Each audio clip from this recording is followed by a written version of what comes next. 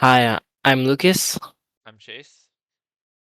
I'm Aiden, and today we are going to be showing you our final project for CSSE 120. So I'll be doing the introduction, so if you'll go ahead and run it, Chase. So this is a Pong ball. This is basically a classic variation on the game Pong with the added extra elements for your enjoyment. So you start off, you'll see a green and a blue rectangles on the side of the screen. Those are the platforms, which are controlled by Chase, who is currently playing the game. He's using the up and the down arrows to control the blue platform, and he's using the W and the S key to control the green platform, trying to keep that red ball from bouncing off screen. In which case, just like normal Pong, if it bounces off screen, you lose. So he's trying to keep it on screen, while also collecting those little yellow circles that we have as coins. You'll also notice at the top there's a purple box with a score.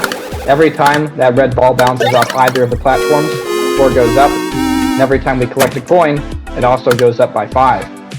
And as you can see, it also stores the high score that Chase has earned of 17 here. There's also, you see a white obstacle in the middle, just for some extra, stuff to make gameplay more exciting. And that's basically the game. As you can see, there's also a multi that makes it a lot easier to multiply your score. And now, let's talk about some of the code. So one of the things that I did was the platforms. So I coded the platforms. So we have the methods of draw, move up, and move down. Draw is what actually causes it to go on the screen. And then we have the move up and the move down, which work in conjunction with the controller, which is what actually allows us to use our keyboards to actually move and interact with the game. I also worked on obstacles. The obstacles are the white rectangles in the middle of the screen. They generate randomly every single time you rerun the game, and every time you press R to reset. And the balls bounce off them in the same way that they do in normal Pong, which involves code which calculates or takes into account the current trajectory of the ball so that it can cause it to bounce off in a way that doesn't cause it to just bounce repeatedly infinitely off of platforms. Okay, Lucas, I think it's your turn. Okay, so if we go to the ball class, I'll show you what I did with ball.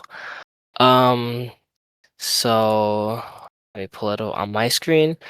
I implemented most of these functions. Draws it, moves is just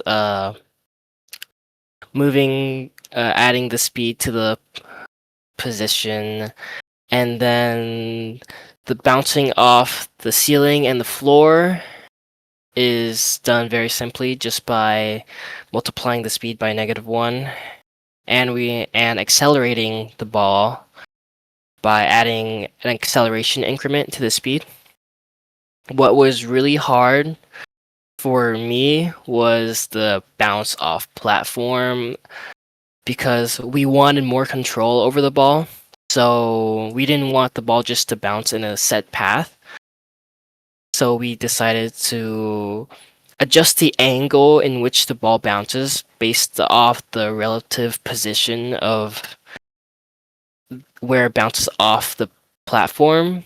So in this block of code, I implemented that using some math and some trial and error, but I eventually got it to work. And bounce off obstacle was mostly not done by me, so I must skip over that. And then force reset down there. Yep. Oh yeah, down there. It's just when you hold R, it resets the ball to its starting location for when you lose and yeah. Another thing that I did was most of the scoreboard. If you go down to the scoreboard, yeah, it should. Most of it is pretty simple, not much, just drawing some rectangles and drawing some text on the scoreboard and incrementing it as we play. And the start screen, if you go down to Oh, that, there. Yep. yep. It just implements the start screen at the start of the game, and which I neatly drew up in MS Paint. So that's that's So uh great. so great, amazing. It's better than AI. Oh yeah, we hate AI slop. AI slop. Yes. All right.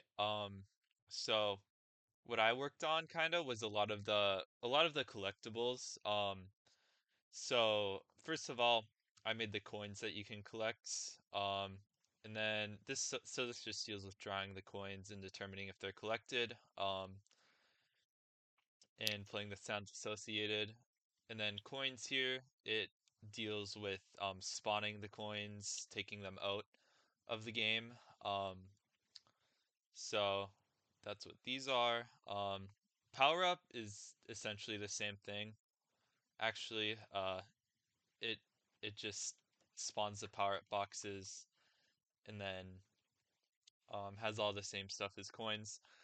One thing I did have to implement for the power ups was the balls method, um, because originally we had written the game to only support one ball, so I had to go in and change a lot of stuff to support multiple balls within the game.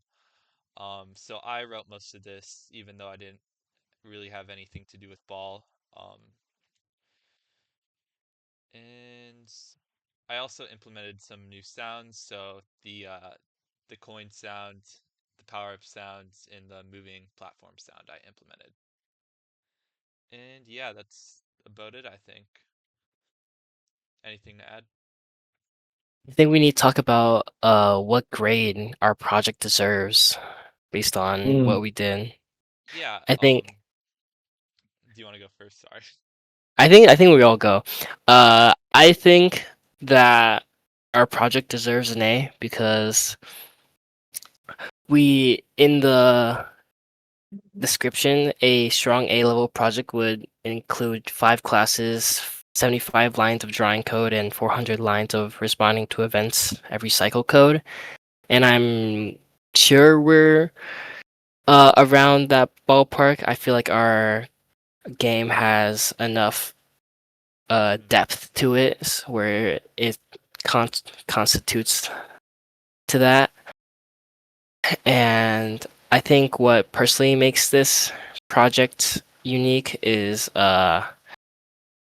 the combination of like really two really old games into something that's more fun than like the original, I guess. And Mhm. the feature that I think was most intellectually challenging was the ball bouncing. That took me like 3 hours to do, just trying to mess with it off the ball bouncing off the platforms because and getting all the angles right. Uh, what I learned from the project, I learned a lot about trying to keep going even though the code doesn't work, I guess. Sometimes it just sucks trying to figure something out for like hours and hours upon end, but I eventually get it. It's really rewarding, Oops. Uh-huh. I think.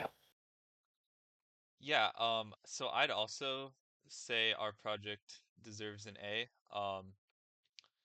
I think even we definitely exceed the amount of classes for sure.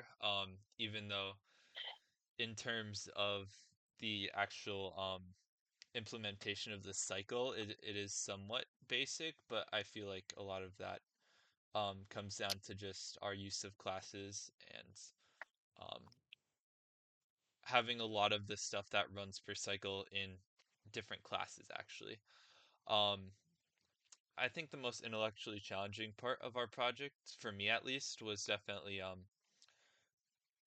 kind of learning how different things interact with each other in ways that aren't necessarily expected, and learning how to think about how how different classes and things like that interact with each other.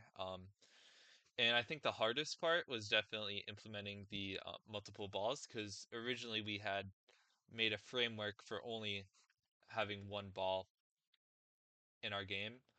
So I kind of had to figure out how to retroactively go back and set it up to allow for multiple balls, and add that multi-ball feature we really wanted to add. So yeah, that's it.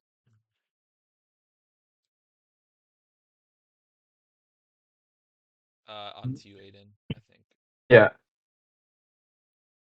Looking forward to hang on the Google Doc. What page is it in the Google Doc?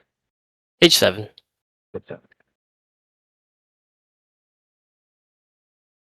Okay. I also think our project deserves an A. I think all of us worked great together on this. It definitely contains more than enough classes, plenty of lines of code. I think there's enough nuance and complexity. And I also think it works great as a project because it has those core mechanics that make it both inherently simple, but it's also very expandable. And we added a lot of things onto it, made it more complicated, made it more interesting, made the gameplay more exciting, like the obstacles, the multi-ball, the fact that the ball bounces like it does in actual Pong, which were all more complicated than just making something very simple. And so I think we went above and beyond there. Uh, Most intellectually challenging. Um, Figuring out how to incorporate things like the obstacles and kind of how the ball bounces off of them. Building off of what Lucas did with his ball bouncing with the platforms, and figuring out how to incorporate all of it together so it works and flows as one unit. Because all of us don't work together at the same exact time because it's a group project. Um, what I've um, learn how to take all of the elements of the different things that we learned over the course of the class, things like putting text on screen, using sound, having keyboard interactions and controllers, which are all things that we've done in the past, and getting them all to work together onto one project and to have it work pretty much seamlessly and actually create something out of it. I really liked that. That's all I got. Sounds good. Thank you guys for watching.